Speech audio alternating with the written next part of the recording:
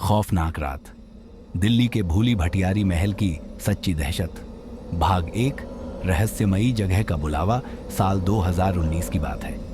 मैं, विवेक और मेरे दो दोस्त अंकित और रोहन दिल्ली में पढ़ाई कर रहे थे।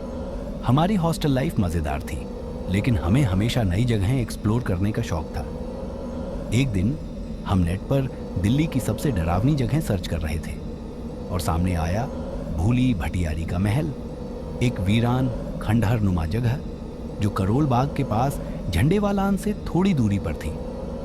लोगों का कहना था कि वहां रात में जाने की हिम्मत कोई नहीं करता। आवाजें आती हैं, किसी के चलने की आहट मिलती है और कई लोगों ने वहां अजीब घटनाएं महसूस की हैं। भूत वूत कुछ नहीं होता, अंकित ने हंसते हुए कहा। अगर कुछ है भी तो आज रात टेस्ट कर लेते हैं, मैंने मजाक में कहा। रोहन थोड़ा चुप था, पर हमारी जिद के आगे उसने भी हामी भर दी। भाग 2। डरावनी शुरुआत। रात के 11 बजे हम तीनों अपनी बाइक से भूली भटियारी महल की ओर निकल पड़े। महल तक पहुंचने के लिए हमें करोल बाग से रिज एरिया की तरफ जाना था। रास्ते में अजीब सन्नाटा था और घने पेड़ों की परछाइयां अंधेरे में और डरावनी लग रही थीं। हमने बाइक थोड़ी दूरी पर पार्क की और धीरे धीरे महल की तरफ बढ़ने लगे। अंदर दाखिल होते ही एक अजीब सा एहसास हुआ, जैसे कोई हमें देख रहा हो। भाई, ये जगह सच में अजीब लग रही है, रोहन फुसफुसाया। हमने टॉर्च ऑन की और अंदर जाने लगे। ये महल सदियों पुराना था। टूटी फूटी दीवारें, वीरान कमरे और हर जगह धूल जमी थी। हवा में एक अजीब सी गंध थी, कुछ सड़ा गला सा। भाग 3। पहली रहस्यमयी आहट। हम महल के अंदरूनी हिस्से में पहुंचे। तभी अंकित ने फुसफुसाकर कहा, सुनो, किसी के कदमों की आवाज आई। हम सब रुक गए। चारों तरफ सन्नाटा था, लेकिन फिर थक थक थक किसी के चलने की हल्की हल्की आवाज आ रही थी, लेकिन वहां कोई नहीं था। हमारे दिलों की धड़कन तेज हो गई। कोई जानवर होगा, मैंने खुद को तसल्ली दी। तभी एक अजीब घटना हुई। हमारी टॉर्च की रोशनी एक पुरानी खिड़की पर पड़ी और वहां हमें कोई खड़ा दिखा। लंबे बाल, सफेद कपड़े और झुकी हुई गर्दन। भागो, रोहन चिल्लाया और हम दौड़ पड़े।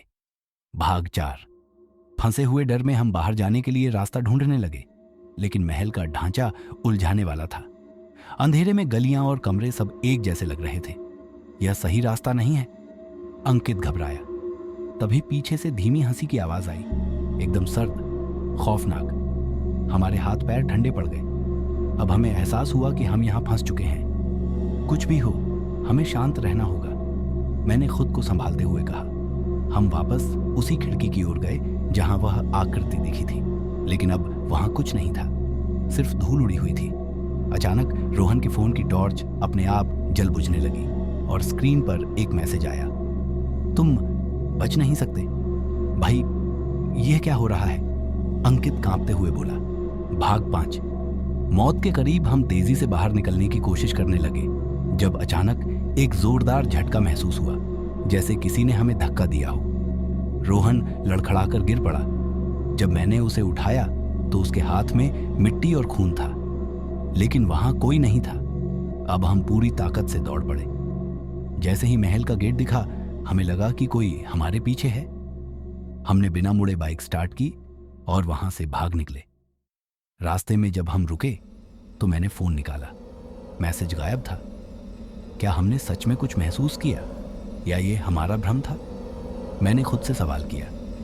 लेकिन एक चीज जो हम तीनों ने देखी थी, वह खिड़की पर खड़ी आकृति और वह अजीब सी हंसी। उस रात के बाद हमने कसम खा ली, कभी किसी डरावनी जगह पर रात में जाने का प्लान नहीं बनाएंगे। अभी भी वहां कुछ है। कुछ दिनों बाद मैंने इंटरनेट पर सर्च किया।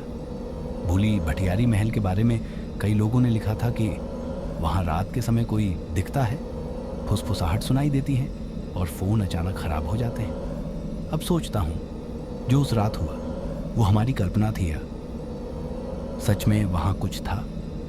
अगर तुम हिम्मत रखते हो तो कभी रात में वहां जाकर देख सकते हो। शायद कोई अब भी वहां तुम्हारा इंतजार कर रहा हो।